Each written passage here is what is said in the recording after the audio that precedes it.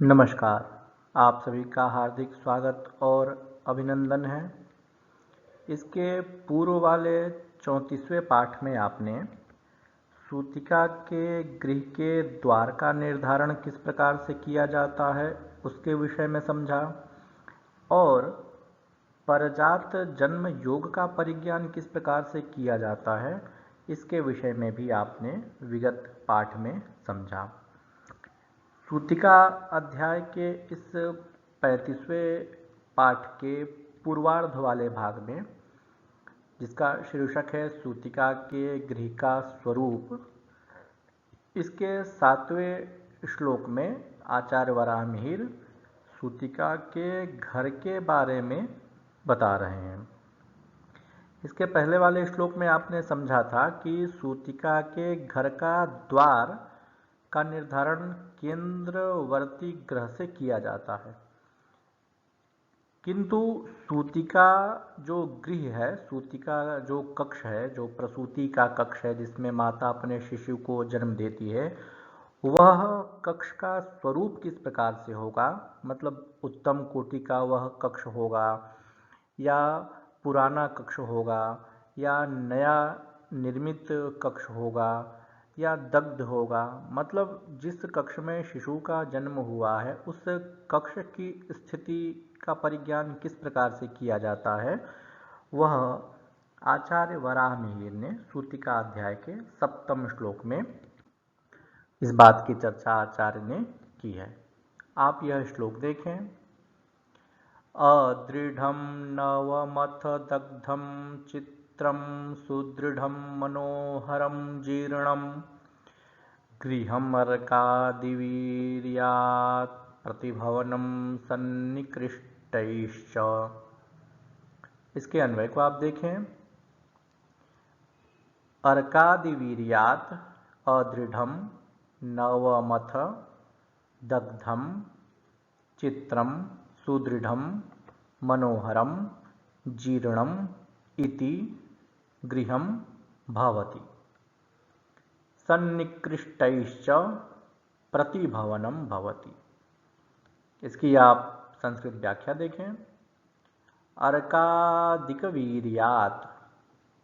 सूर्यादि बलात्, अर्थात सूर्य इत्यादि ग्रहों के बल से, अदृढ़ं दुर्बलम, नवम नवीनम, अथ पुनः दग्धम ज्वलितम, चित्रम विचित्रम, सुदृढ़ं सबलम, मनोरमं सुंदरम, जीर्णं पुरातनम गृहं भवनं भवति सन्निकृष्टैः निकटस्थैः प्रतिभवनं निकटभवनं भवति।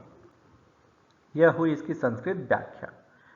अब इसके भावार्थ को समझने का प्रयास करते हैं। जैसा कि पहले वाले श्लोक में यह बता दिया गया कि केंद्र में जो ग्रह होता है, जन्म काल में केंद्र में जो ग्रह होता है, उस ग्रह की जो दिशा है उस दिशा में ही सूतिका गृह का मुख्य द्वार होता है।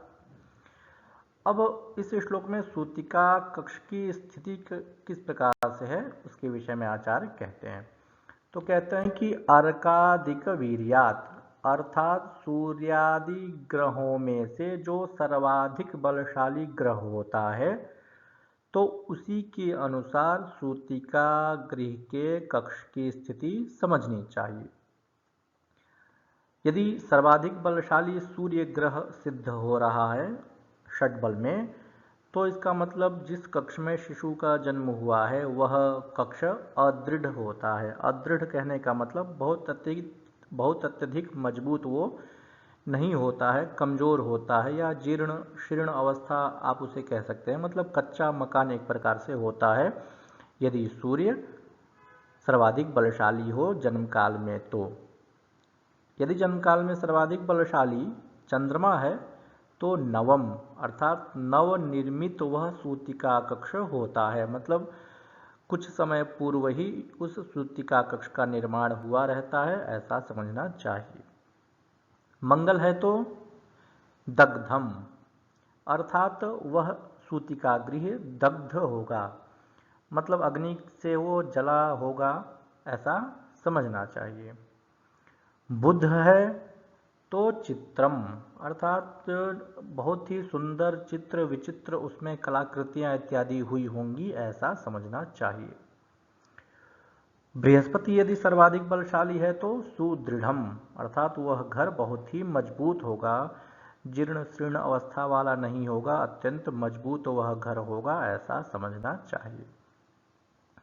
शुक्र है तो सर्वाधिक बलशाली यदि शुक्र की स्थिति हो रही है जन्म काल में तो मनोरमम, अर्थात वह घर सूतिका कक्ष देखने में अत्यंत मनोहर होगा, अत्यंत रमणीय होगा। और यदि शनि सर्वाधिक बलशाली है तो जीर्णम, अर्थात वह पुरातन घर होगा, पुराना घर होगा। तो केंद्रवर्ती ग्रह से सूतिका गृह के द्वार का निर्धारण किया जाता है और सर्वाधिक बलशाली ग्रह से सूतिका के कक्ष का परिज्ञान किया जाता है। केंद्रवर्ती ग्रह से भी सूतिका के कक्ष का परिज्ञान किया जाता है, मतलब केंद्र में जो सर्वाधिक बलशाली ग्रह है और वह ग्रह जिस प्रकार के घर को संबोधित करता है, जिस प्रकार के घर को वह परिलक्षित करता है, तो वैसे ही घर की स्थिति समझनी चाहिए। तो लग्न शोधन के लिए भी प्राचीन काल में आचार्यों द्वारा इस ग्रह स्थितियों के अनुसार लग्न का शोधन किया जाता था कि जातक का अमुक समय में जन्म हुआ होगा, उसके अन्य स्थितियों को देख करके और उसे सूत्र के अनुसार घटा करके। वर्तमान समय में भी इसका प्रयोग किया जा सकता है, वर्तमान समय में भी इसका प्रयोग होता है। जब अस्पताल में शिशु का जन्म होता है तो वो भी एक प्रकार से प्रसूति कक्ष ही होता है, और उस कक्ष की स्थिति कैसी रही होगी जिस कक्ष में शिशु का जन्म हुआ है, तो वो इस श्लोक के माध्यम से, इस सूत्र के माध्यम से भी उसकी स्थितियों को जाना जा सकता है।